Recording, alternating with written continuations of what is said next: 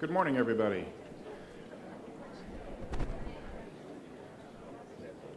Welcome to Harley-Davidson. Before we begin the program, whenever we have a meeting with so many distinguished guests and really any outside visitors to our building, your priority, or our priority, is your safety, number one. So we'd like to go over a few safety points. In the event of a medical emergency, if you would just please, raise your hand, or if a person around you, raise your hand, get the attention. We have emergency responding individuals here in the building that can respond and take care of that. In the event of a fire alarm, there are 3 exit points to my immediate right. Also back past the catering area, there's another stairwell, and then in this back corner is our 3rd. So there's 3 fire egress routes. You just take the stairs all the way down to the 1st level, and then I ask that everybody gather at the corner of 38th and Highland, where the Highland Park is. In the event of severe weather, which we got a little overcast today, but doesn't look too bad, we do have our tornado shelter areas on the ground level of this building. So you'll just take those 3 stairwells all the way down. General housekeeping, if you haven't already found them, the restrooms are just on the other side of this wood planked wall. So men and women's restroom in the same location. And then our catering is back in the main hallway there with the coffee and pastries. I believe that's it. So again, welcome to Harley-Davidson, and have a great morning. Thank you.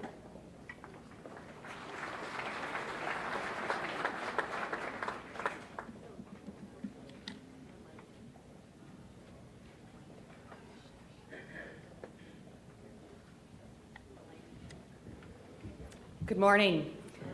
I'm Joanne Bishman. I'm Vice President of Communications at Harley-Davidson and the President of the Harley-Davidson Foundation. And my first job was as a beach attendant at Atwater Beach. Hello, my name is Keith Stanley. I'm the Executive Director of the Near West Side, and my first job was cutting grass in this neighborhood. Good morning, my name is Tim Sheehy. I'm president of the Metropolitan Milwaukee Association of Commerce. My first job was a sticky one. I scraped gum underneath the desks of the high school for the local high school. Thank you.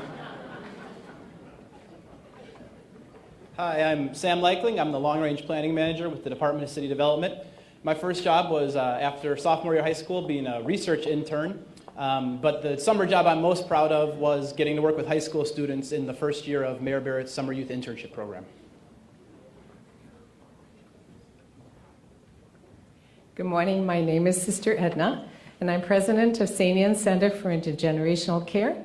My first job was working at a residential facility for young boys with developmental disabilities. I peel potatoes and scrub tomatoes and play ball. Good morning. My name is Cavalier Chevy Johnson.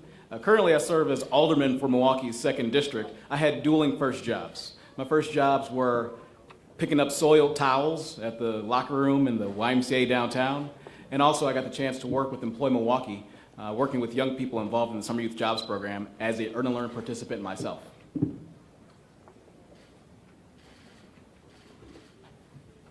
Hi, good morning. I'm Giacomo Faluca, and I'm the president and CEO of Palermo Villa, Inc. And my first job, I was a busboy.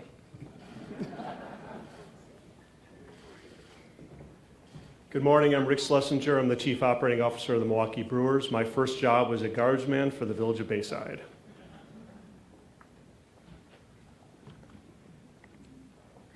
Good morning, my name is Ashley Bishop. I'm a marketing professional at Grafe.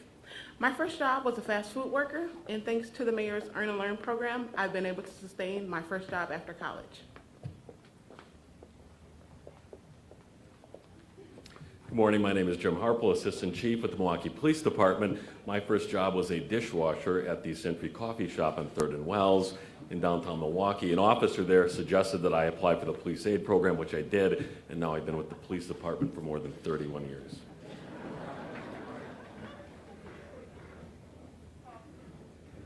Good morning. I'm Sean Cummings. I'm the Senior Vice President of Sales and Marketing for Harley-Davidson. My first job was garbage collector for the city of Milwaukee, and I'm a proud Milwaukee public school graduate.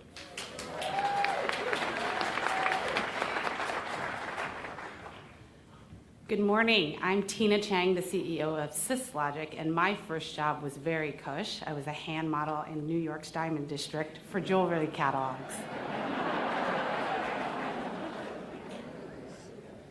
Well, I can't top that. Good morning. My name is Ashley Booth. I'm an Associate Vice President with HNTB and an urban planner, and my first job was a lifeguard at the local watering hole in Glenwood City, Wisconsin. Good morning. My name is Mark Shapiro. I'm the president and CEO of the Harry and Rose Sampson Family Jewish Community Center. And my first job was as a dishwasher at Fuddruckers, and not a day goes by that I don't use something I learned from there. Good morning. I'm Mary Lou Young. I'm the president and CEO of the United Way of Greater Milwaukee and Waukesha County. My first job was in Paradise, Michigan. I was 14 years old, and I served A&W root beer on roller skates. Good morning, I'm Harris Tur. I'm the CEO of the Milwaukee Admirals Hockey Club, and my first job was as a busboy at a local restaurant.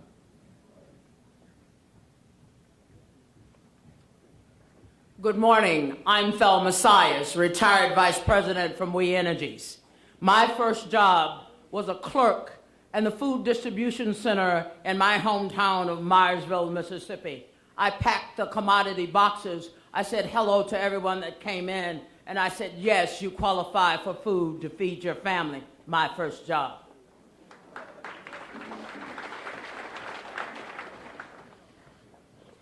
Good morning, I'm Tom Barrett, the mayor of the city of Milwaukee. And one of my first jobs was right here at Harley-Davidson, where I was working on the assembly line, and I learned how not to drop an engine on the factory floor. Not that I ever did that. In high school, I worked as an usher at County Stadium. In fact, I was an usher at the very first ever Milwaukee Brewers game.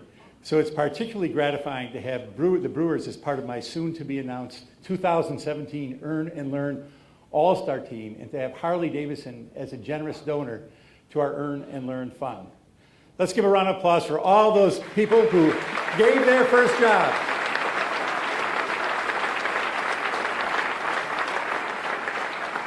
So it feels great to be back here.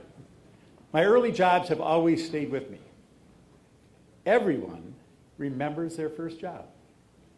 That first job teaches us how to work with people, show up on time, and be responsible.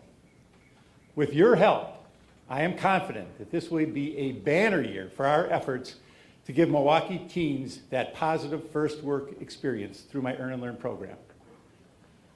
Milwaukee is a city with 600,000 stories, some tales of triumph and accomplishment, others of loss and sadness. Think of a construction worker on a downtown site earning a good wage and supporting her family, or a student learning skills that will prepare him for a career in Milwaukee's new economy. It's an artist, a family buying a first home, or an entrepreneur starting a business. The state of our city is the sum of all these stories. And together, we're defining what's next for Milwaukee. Partners like Harley-Davidson are leading the way. In 1903, William Harley and Arthur Davidson were working out of a shed not far from here when they produced the first Harley-Davidson motorcycle. In 1912, construction began on the headquarters and main factory buildings, which is a complex we are in this morning. Harley-Davidson is a global brand and a hometown anchor with a world-class museum in the Menominee Valley. Now take a look at these motorcycles. They're amazing motorcycles. The Harley-Davidson Foundation is donating this Tri-Glide Ultra and Police Sportster to the Milwaukee Police Department.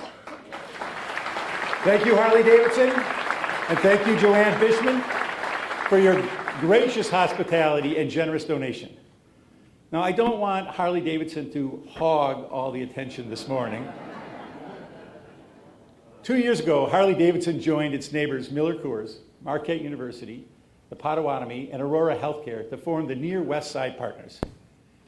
German immigrant Frederick Miller Hardly could have imagined Miller Coors when he purchased the Plank Road Brewery in 1855. But 162 years later, the brewery is still here going strong, and the company just announced a $50 million expansion for its 10th and Galena Leinenkugel plant. That's great news. Both Marquette University and Aurora Sinai Hospital have been on the west side for more than a century. Marquette and Aurora will soon be breaking ground on a $120 million sports research center along Michigan Street. The near west side partner with the longest Wisconsin tenure is the Potawatomi. Since their forced relocation from the Menominee Valley in the 1800s to their return in the 1980s, the Potawatomi's investments have been catalytic in stabilizing. As you can see, this really is a significant partnership, over 500 years of presence. Under the leadership of Keith Stanley, the near west side partners are bringing together businesses and residents for the common good of the neighborhood. The last time I spoke here at Harley-Davidson, the partners, Police Chief Edward Flynn, District Attorney John Chisholm, and residents launched a collaborative approach for tackling crime. They took a neighborhood crime hotspot, the 27th Street Tobacco Shop. Working together, they were able to get the property declared a nuisance and change state law to prevent problems like this in the future. This teamwork paid off when the property owner voluntarily agreed to close the shop. Talk about the power of partnerships. I want to thank the near west side partners for rolling up their sleeves and committing themselves to our city. Thank you, Keith.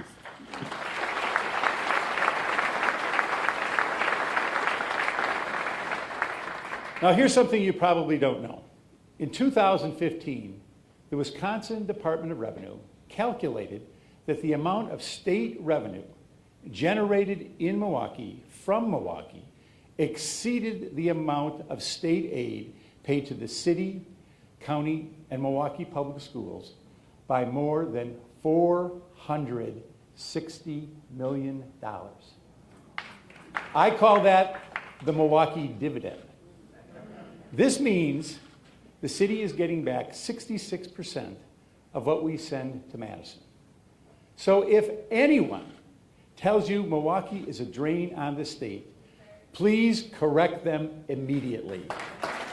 Please correct them immediately. And the Milwaukee dividend is even more remarkable given the fact that the city is home to 72% of the region's poor, which is the second highest concentration in any major metro area in the country. Compared to our neighboring communities, we face more social problems, bigger family challenges, and more barriers as our residents seek jobs. Of course, the Milwaukee dividend didn't happen overnight. It took years of strategic investments and a shared core belief in Milwaukee. Schlitz Park, the Riverwalk, the rebirth of the Menominee Valley, the brewery development at the old PAP site, the redevelopment of the Park East, including Manpower, could all have been dismissed as pipe dreams. Thankfully, they were not.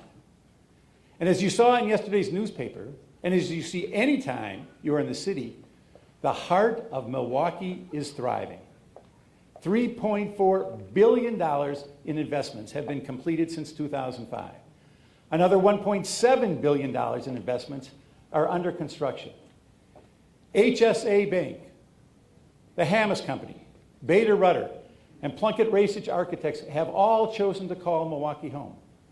Direct Supply has opened a new technology center on the MSOE campus and is expanding its headquarters on the northwest side. BMO Harris is building a new office tower and constructing a new branch in Sherman Park. Zurn has opened its headquarters at the Reed Street Yards on the near south side. And Talgo is returning to Century City. That's great news.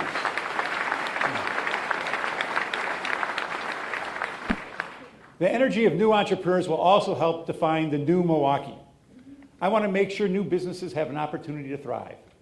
We are a Kiva small business loan city where small loans have helped dozens of companies start and grow over the last 3 years.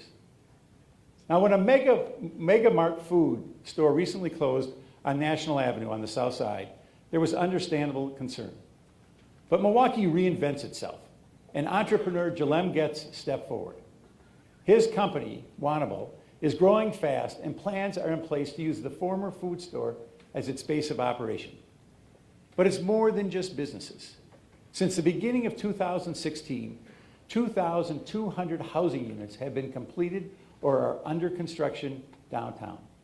Since 2004, 16,000 housing units have been built citywide.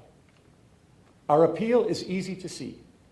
We are home to diverse and thriving neighborhoods, entertainment districts, world-class universities, major league sports, and major league art and theater venues. And yes, we have the workforce for the companies moving in and for private developers who want to train and employ many of our most disadvantaged residents. And here's more evidence of the positive vibe in the new Milwaukee. Construction job growth climbed 9.3% in the city between the first quarters of 2015 and 2016. This growth far outpaced state and national construction job growth in the same period. That shows you we're growing. Across all sectors, Milwaukee's overall job growth and employment trends are positive. As of last year, the number of Milwaukee residents working is at its highest level since 1998.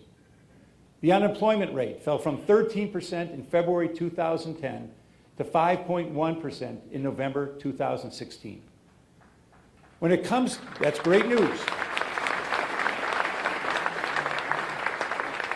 And when it comes to connecting people with family-supporting jobs, the city of Milwaukee is stepping up.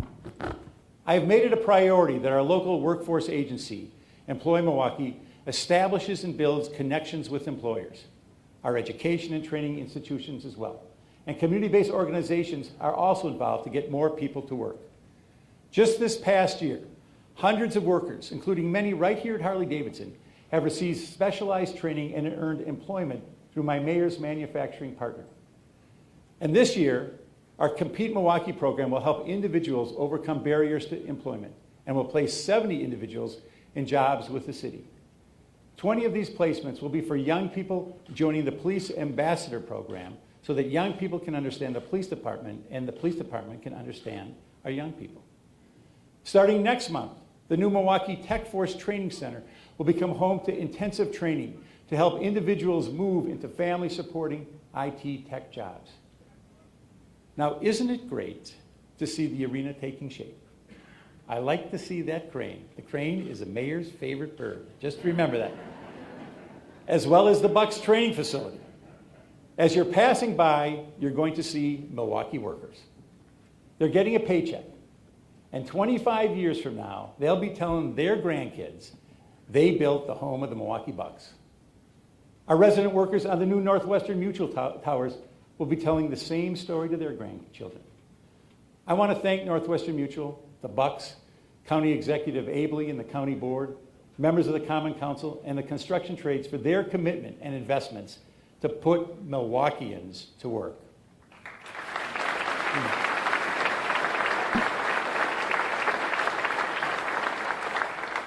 Now, right alongside the arena, we envision a streetcar. There's been a little controversy, but it's coming.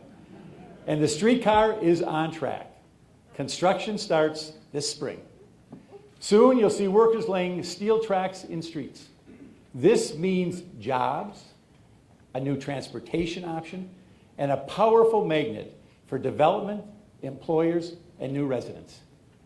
I'm proud to say that under Milwaukee's Residents Preference Program, at least 40% of the streetcar construction workers will be Milwaukee residents. In fact, we may be the first streetcar project in the nation to use residents' preference for construction. Our hope is construction jobs on the streetcar will be an important lifetime step. With more Milwaukeeans working, more businesses moving here, and existing businesses expanding, it's clear that our great city is a strong economic engine for the region and for the state. Another indicator of the city's economic strength comes from the Wisconsin Department of Tourism, which recently reported that Milwaukee leads the state in tourism economic impact with nearly $1.9 billion in direct visitor spending and $3.3 billion in total tourism-related business sales. To keep pace, the number of downtown hotel rooms has exploded by 44% since 2008, with hundreds more expected. I'd like to see even more, and that could happen with an expanded convention center. Let's get that done.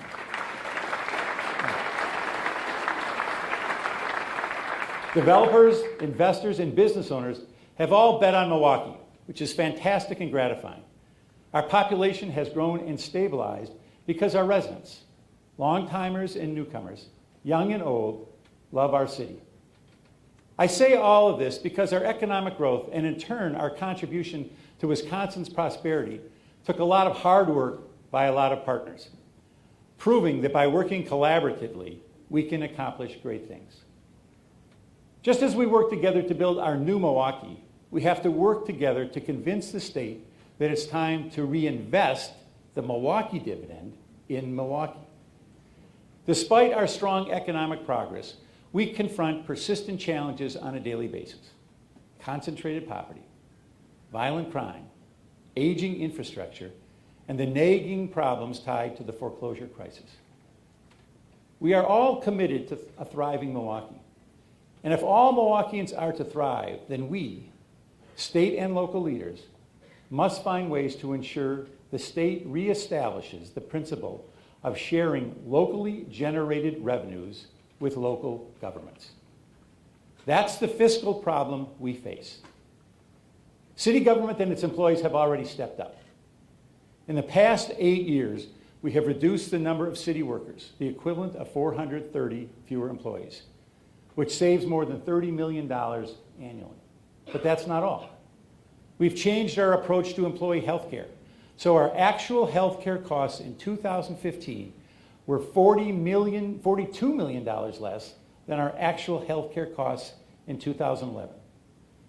Unfortunately, city government has limited revenue options.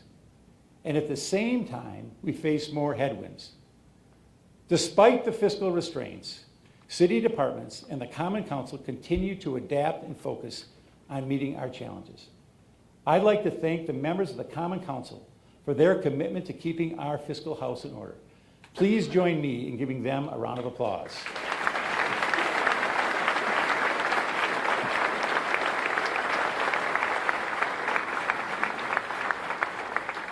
And we've made big investments in some of our most pressing problems. Since 2009, the city of Milwaukee has invested nearly $163 million to tackle the mess left behind by the housing market crash. Of that, $54 million came directly from property taxes. These efforts have attracted hundreds of millions of dollars in leveraged investments into Milwaukee's neighborhoods. Again, this year, city government has more than 1,000 foreclosed homes in our inventory, homes that I don't want. Foreclosed properties are not healthy for our neighborhoods. They're costly to maintain, they attract trouble, and they're expensive to demolish. We want to get tax foreclosed homes back into circulation. We want families living in these homes. The city has sold more than 500 properties, tax foreclosed homes and businesses, in each of the last 2 years, returning over $60 million in value to the tax roll. And I know our treasurer, Spencer Coggs, likes that.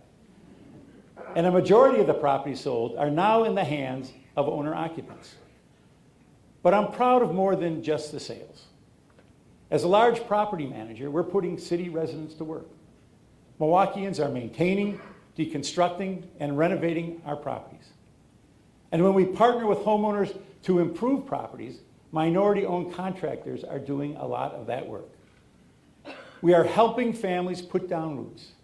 We're building strength in our neighborhoods, and we're adding value for the entire city.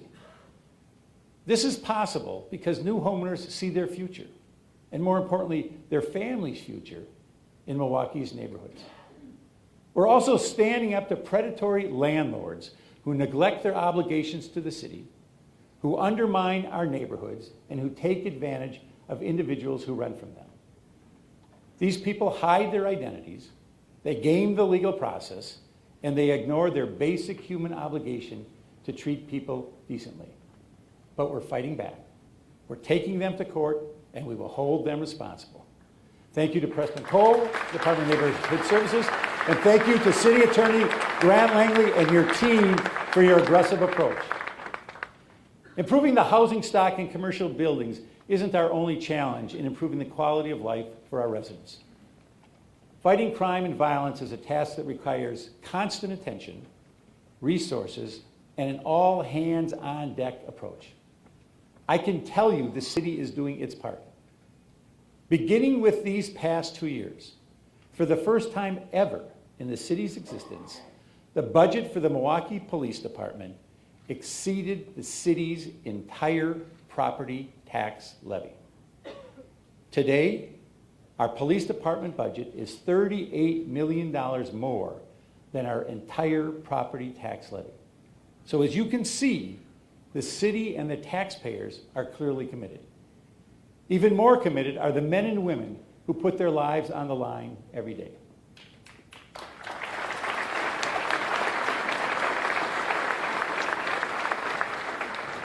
Just 2 weeks ago, at a Southside gas station, Milwaukee police officers were shot at while they were attempting to address suspicious activity. Thankfully, they weren't injured. The incident highlights two very important life and death issues: the danger our men and women in uniform face and the availability of guns. In 2016, Milwaukee police took 2,419 guns off our streets. That's the third year in a row that more than 2,000 firearms were recovered by Milwaukee police. Officers Chad Boyd and Anthony Maloney, as well as many of their colleagues, have played active roles in getting crime guns off our streets. Thank you, gentlemen, for your service. Would you please stand? Let's give them a round of applause. Thank you for your service.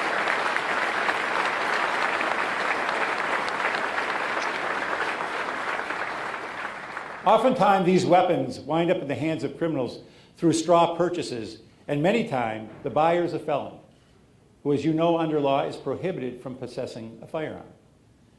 In fact, arrests for felon in possession of a firearm have increased every year since 2010. In 2016, there were 798 such arrests, the highest number in 10 years. Clearly, the secondary gun market, flooded through straw purchases and felons in possession, are serious problems.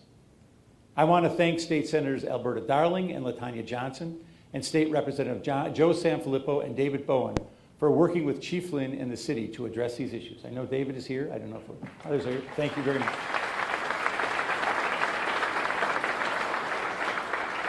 Now here's another challenge. In January of this year, 24 juveniles, 16 years or younger, were charged with operating a vehicle without the owner's possession. Car theft. 83% of them had prior arrests dating back to 2014 for the same offense. 4 of the individuals were arrested twice during the same month. The issue of repeat offenders is unacceptable. Having our officers consistently arrest repeat offenders means 3 things. It means our officers are doing their job. It means arrests are having less of an impact on deterring unlawful behavior. And it means we're spending millions of dollars to keep our neighborhoods safe, only to see the same offenders back on the street reoffending. Imagine how you would feel if your car were stolen and you later learned that the perpetrator was arrested for the same offense a month earlier. I believe we are doing young offenders no favors by having them cycle in and out of the criminal justice system. We are doing taxpayers no favors. And most importantly, we are doing crime victims no favors. We have to find a way together, all of us, to deter this behavior. There has to be real consequences that have an impact on deterring future unlawful behavior. It's hard, but we have to do it. I'm not trying to attack anybody, but we all have to do this. We must protect citizens from being victimized by individuals who are unafraid of being arrested for a second or third time. My staff in the Milwaukee Police Department are tracking juvenile offender cases so we can make better informed policy decisions. A preliminary review reinforces our belief that a small number of offenders account for a large percentage of total juvenile crime. And our Office of Violence Prevention has initiated a pilot program offering intensive care management for youth identified as either at-risk, repeat offenders, or prolific involvement in serious crime. And this month, Milwaukee County and the Milwaukee Police Department will begin sharing real-time GPS locations of juvenile offenders. Preventing crime in the first place is key to the safety of our residents and the stability of our neighborhoods. That's why I directed the Office of Violence Prevention to develop and implement a citywide, community-driven violence prevention plan. I want to thank Common Council President Ashante Hamilton for his support in launching this effort and his participation on the steering committee. Thank you, Mr. President.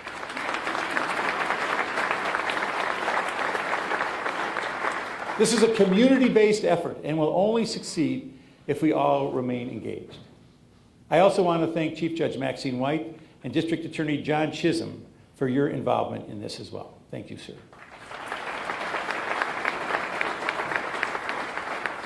It's important to acknowledge the men and women of the Milwaukee Fire Department.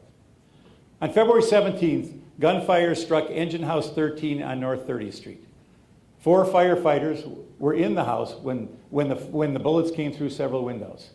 Fortunately, no one was injured. The incident was horrible and terrifying and should be a sobering reminder to everyone that the men and women who save lives often find themselves in unpredictable and volatile situations. Last year, there were 535 non-fatal shootings. So more than 500 times, Milwaukee firefighters, paramedics arrived on scenes to tend to wounded and to save lives. Milwaukee firefighter Michael Volz, who was in the engine house when shots were fired, is here with us this morning. On behalf of the citizens of Milwaukee, I want to thank you and the brave individuals who serve our fire department. Michael, would you please stand?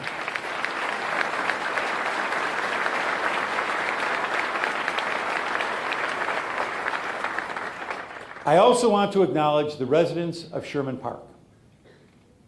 The residents of Sherman Park have invested far too much in their neighborhood to have Sherman Park defined by the unrest of last August. History, diversity, culture, and community are all strong in Sherman Park. The residents are committed, resilient, and hopeful. I was there just last week with a family who felt pride and accomplishment in the purchase of their new home. But the stark images of last summer cannot and should not be ignored. Among some people in our city, there is distrust of government and law enforcement. There is deep economic and social frustration. City government can't ignore that, and city government has a role to play in addressing these problems. Let me be clear, there is never any justification for violence or destruction. At the same time, we can't be dismissive of the real concerns that exist among people in our community. There are people who are hurting, and we have to acknowledge that.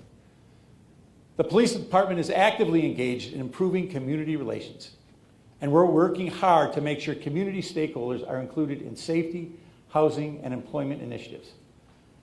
I especially want to thank the pastors, congregations, and members of the Milwaukee Police Department's chaplaincy program.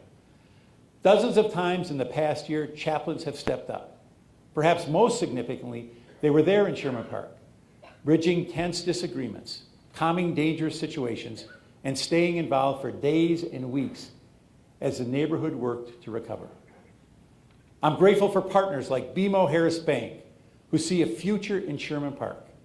Its recent announcement about the investment it will be making in Sherman Park is a testament to the bank's commitment to Milwaukee and to the strength and resiliency of our great Sherman Park neighborhood.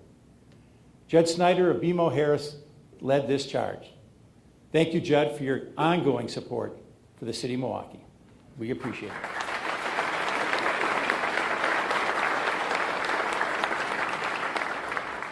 Now let's make sure everyone shares in the benefits of our new Milwaukee.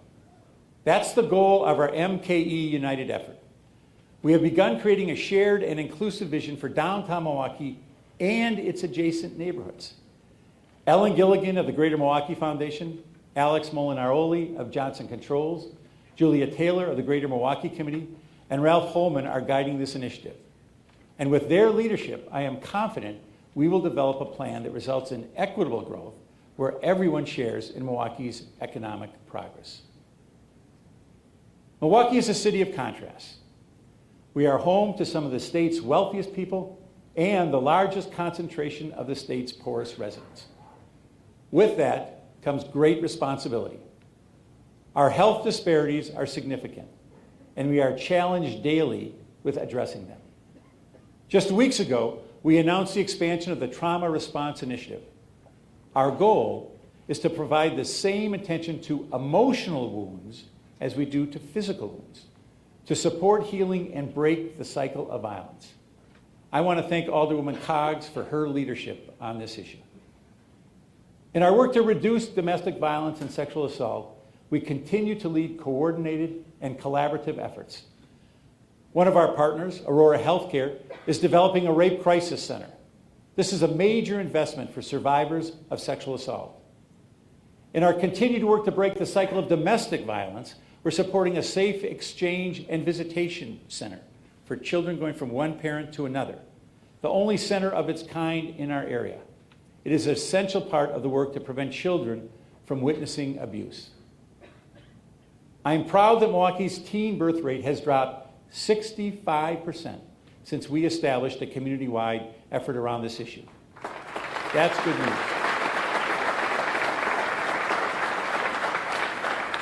Hispanic and African American teen birth rates have never been lower.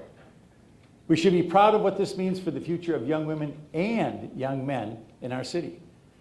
But our work is nowhere near done. Each year, a new generation of young people enter their teens. I'd like to thank Mary Lou Young and the United Way for their leadership on this very important issue. Thank you, Mary Lou. Now here's an area where we have a lot more work to do. Since 2004, the infant mortality rate has declined in Milwaukee by 17%.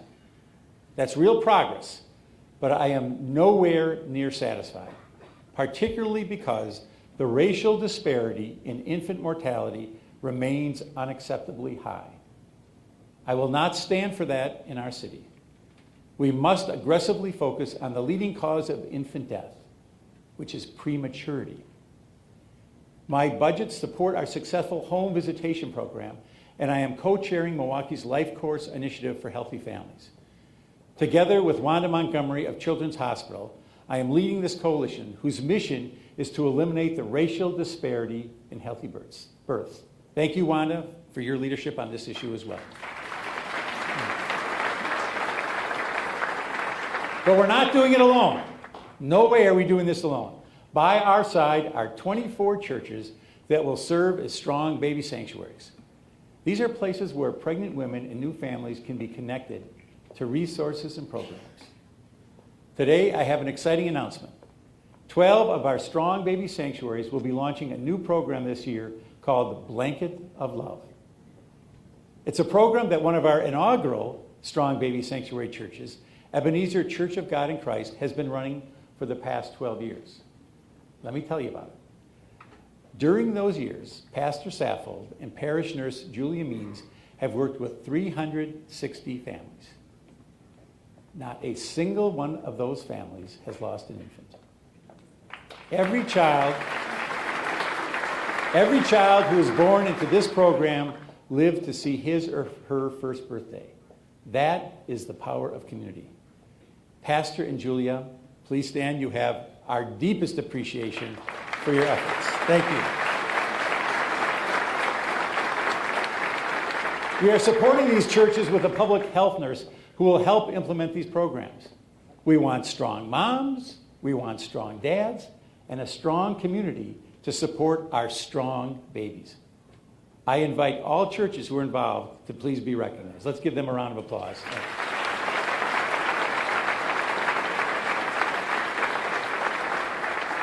Our commitment to decreasing children's exposure to lead is stronger than it's ever been. Lead poisoning in Milwaukee is declining. We're making progress and will accomplish even more. We're raising awareness, and I'm confident our progress will continue. With all the efforts being made to improve outcomes in schools, we want to make sure kids are in a good position to learn, and the health community is stepping up. Together with the Milwaukee Public Schools, we have brought on board our top-notch local nursing schools to place nursing students in dozens of our highest need schools. One of our founding partners, Dean Kelly Dries of Cardinal Stritch, is here this morning with 6 of her students. Welcome, Dean Dries, and thank you for all the work you have done to launch this important program. We appreciate it.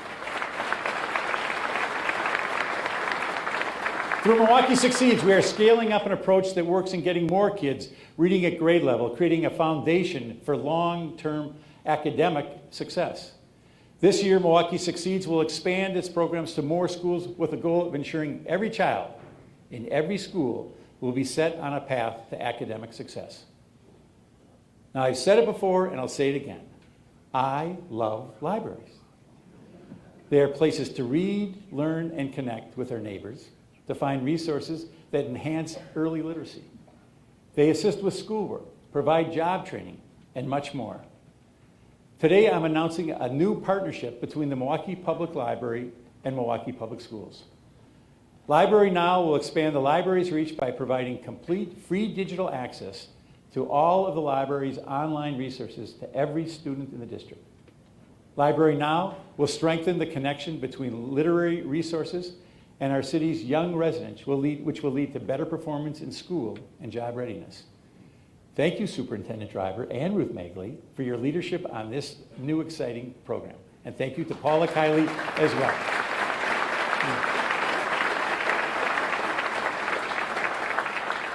We continue to make progress on improving neighborhood libraries, including construction on the Mitchell Street location, which will open this fall. And our plans for the Mill Road Library and Martin Luther King branches are well underway.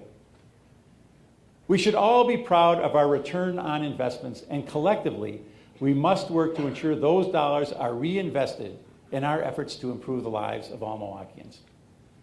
The $460 million Milwaukee dividend is evidence of our economic and cultural strength. In the end, we will all be defined by our successes and by our challenges. We will be defined by how we, a city of immigrants, protect, respect, and provide opportunities to the women, men, and children who come here from all over the world.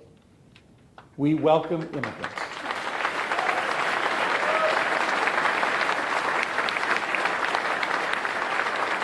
Just like your parents or grandparents or great-grandparents, they came with the dream of a better life and making Milwaukee their home. In the end, Milwaukee's story will be determined by the work we do together to build our economy, to strengthen our neighborhoods, and to make Milwaukee a great place to call home. Let's keep working. Thank you for being here this morning.